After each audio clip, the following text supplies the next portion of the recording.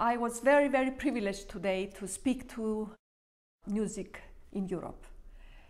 I think what they do for the transnational cooperation in music, for promoting young talents, for giving a soul to Europe is very important. And I think we need channels like this in order to promote culture in Europe.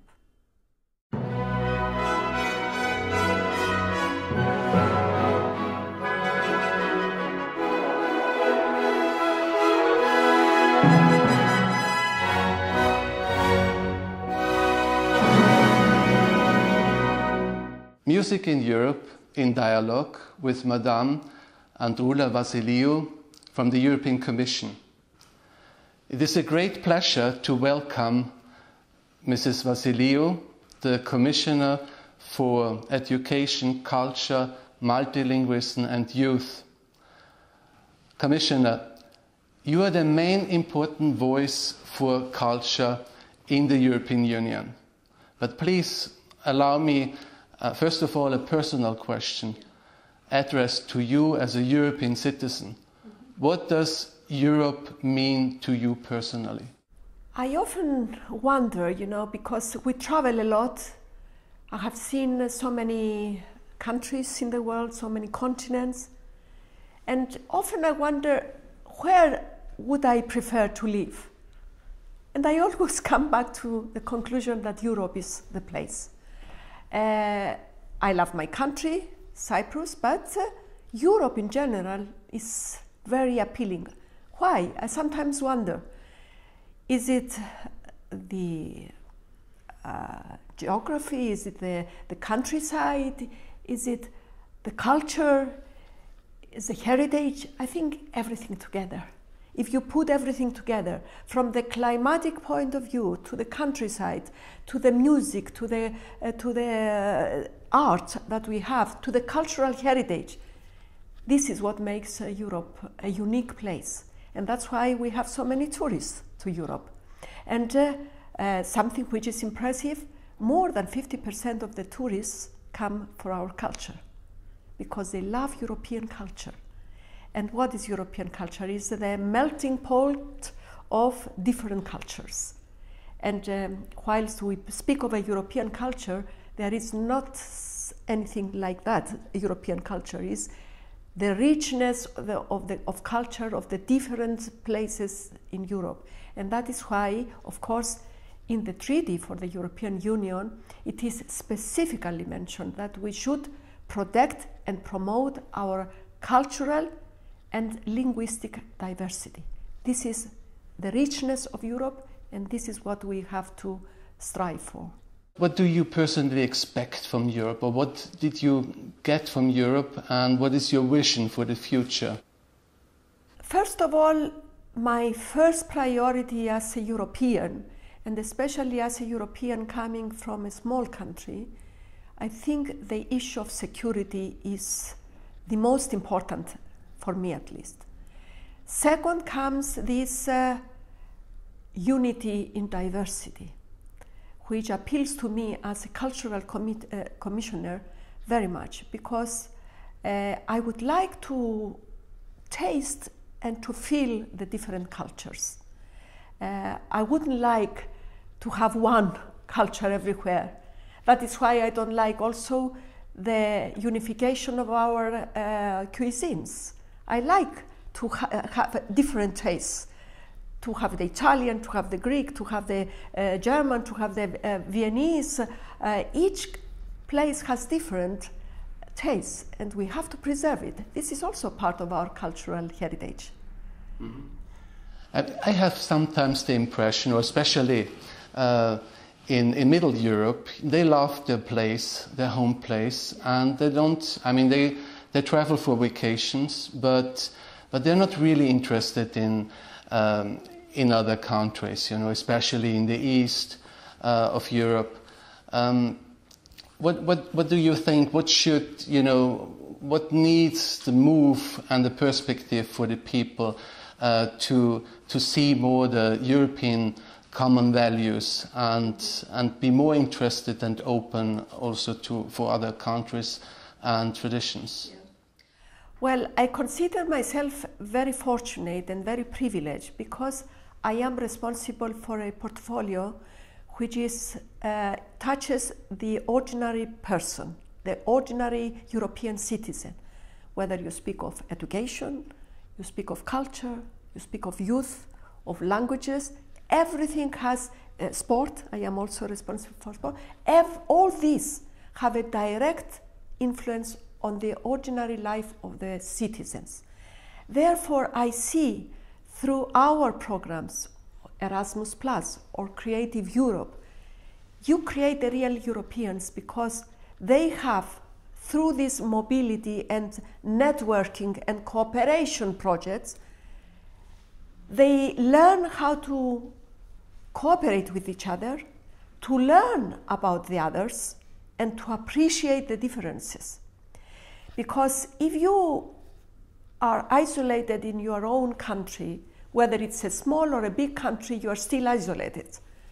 And you don't travel, you don't experience other people's cultures, languages. It's impossible to become a European. So I think mobility is very important, and tourism is a very good way of becoming mobile, but especially for the young ones through our programs, the ones that I mentioned. And from our studies, it seems that the young people who have experienced either Erasmus or Comenius or culture or the media program in the audiovisual world or through musical projects, cooperation projects. We have a wonderful project called the Border Breakers Award, which is for pop music. But all these experiences give the opportunity to young people to get to know the other, who is not the other. He is part of the whole. So we are different, but at the same time, we are Europeans, and we should learn about the others. I think especially the young generation is quite open, using Erasmus Plus, the new program for education, which really gives great opportunities. But the local people, the ordinary people, which are really concentrated to earn enough money to have a living. For them, Europe seems to be sometimes really far away. And especially, when we, in the news or the magazines, when they make studies or questionnaires about, what do you think about Europe, and it's quite disappointing. What do you expect as a commissioner? Of course, Brussels sends a lot of information and opportunities programs to Europe, to the countries. But do you see that you really reach the people? Well, unfortunately, the economic and financial crisis has made people very skeptical about Europe because they look upon Europe more as an economic project or as a single market project, which is not really. And so we need to educate people. We need to reach the ordinary man and to make him understand that it is more than that. And that is why I ask people to become more curious about what Europe offers. And we offer a lot. And people who take advantage of this offer become pro-Europeans, So, but now we have the social media, we have the internet. People can really learn about Europe and take advantage of what we offer. For example, take culture. One of the ways that we can teach people about Europe is through our cultural cooperation projects. Because if you organize a festival here in Vienna, for example, or in Avignon, or in other places, you invite foreign teams to participate, theatrical teams, musical teams, and by attending these events, you learn about the music of the other, about the culture of the other, or you have food festivals, again, drink festivals. It's part of our culture, and by learning through these experiences makes you a better European, I believe. Just at the beginning of this year, 2014, the new culture program of the European Union started, Creative Europe. Can you tell us the main goals and the vision behind this program, which goes until 2020? Well, the primary objective of this is to give people of the arts in general, whether they are musicians or painters or sculptors or theater teams, to promote projects which are transnational, to cooperate with their colleagues from other countries, and they have a mobility project so that if they cooperate to present a theatrical play, they can take this play to different countries using different actors or different musicians and so on. Our target is cooperation, transnational cooperation, which will give the others the possibility to get to know the culture of the others. So we also train people in order to be able to reach new audiences, because this is one of the problems, is that many people don't know the culture of the other. So you need to reach the audience in another country, like films, for example. We make a film in Germany. Do we expect only Germans to see this film? No. We want them to see it in France, in Italy, in Greece, in other countries. So what do? We have subtitles. We support subtitling in different languages, but also we support the distribution of these films, because this is the advantage of having a film. Is not just for the film, but to see it in other countries. And this is the advantage that they have from the States, for example, because in the States they all speak the English language. Here we have different languages. So we have this fragmentation, which is a problem. And we help to overcome this difficulty of fragmentation of the market in different ways.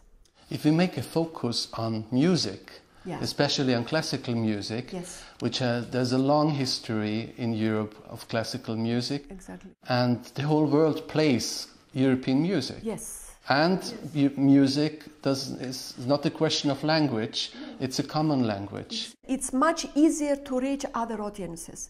And it's amazing, you know, when I travel, let's say, to China or to Japan or to any other place, you hear them playing European classical music. And it's amazing, they enjoy it.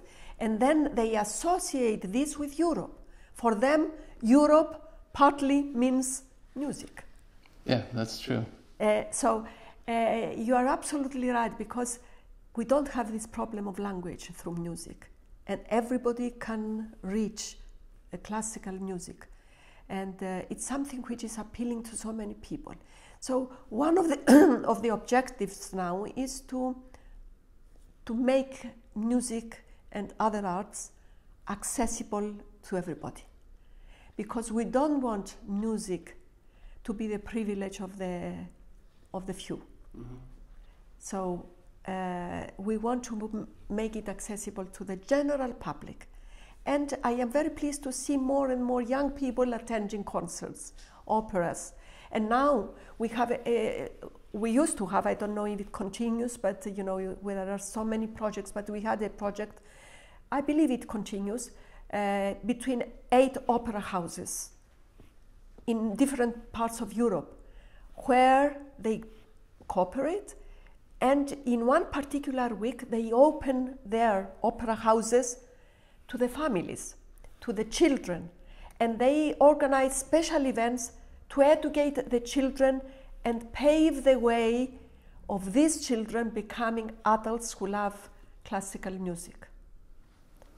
There's a lot in classical music, especially orchestras, or your example with the opera houses. Yes. Orchestras, concert halls, they try, of course, since many years, because they are, they recognize that they are losing audience and they don't attract the young generation, especially for classical music. And working in classical music with my own background, I have the impression that orchestras or concert halls, of course, I mean, they are open. The orchestras need to, in the past, they toured a lot through Europe, and it was for their reputation, but sometimes even to make money. And this is, I think, one of the main points nowadays as well. Fundings of the governments getting lower and lower. And frankly speaking, I have the impression, Creative Europe, the program, gives a great of opportunities and ideas, and really a perspective for and invitation to cooperate and for transnational cooperation. That's right. But my impression is that especially orchestras, festivals, concert halls, when it comes to the question of transnational cooperation, funding seems to be the main important part. Something which I forgot to tell you, and I think it's very important, we use many groups as our EU ambassadors. For example, the European Youth Orchestra, or the European Baroque Orchestra, European Jazz Orchestra, so many different orchestras which are European ambassadors for culture, and we support them financially. And it's wonderful because in these orchestras you see so many different European nationalities participating and being trained also. You have also youth summer camps for classical music, but not only. So there are different ways. What I am asking people of culture is to find more about this program and see what opportunities they have. Because behind words, there are opportunities. When we speak of, we are going to support networks, platforms. Okay, what is this? How can I organize a platform and get support from the cultural program, from the Creative Europe program? So I think it is worth exploring the possibilities by discussing, and our services are always willing to help people to answer questions, to see what possibilities they have for support, financial support. So there are possibilities there. So the only thing is that they should explore these possibilities. I understand even the title of the new program, Creative Europe, as the right call. Yeah. I mean, be creative. Be creative, exactly. Europe needs to be creative. Don't stay in the things which we were doing 20, 30 years ago. Be inventive. Try new things, new models, And with digitization, also we have a new challenge. With globalization, you have to reach new audiences. And we are helping people through the Creative Europe to do that, to meet all these challenges. Let us not forget that in the previous program, in the culture program, we have spent 60 million euros only on music. And this Border Breakers Award, which is for pop music, not for classical, but still it encourages people to spread their work outside their own country. This is the idea behind it. It costs us 2.5 million for the 7 years. So it's good for the young ones. Yeah, especially the young ones, the young talents in classical music. Which opportunities will they find in the program? Well, by participating in festivals, we are supporting festivals. We're supporting transnational cooperation with other groups. We are not funding one particular event, but we are funding cooperation between artists and platforms and networking between artists. Commissioner, thank you very much. Let's hope that Creative Europe makes Europe creative. I hope. And music makes us happy. Exactly. Thank you very much. This is something which I experience every time I attend a concert or an opera or a ballet, whatever type of art. I think it's really,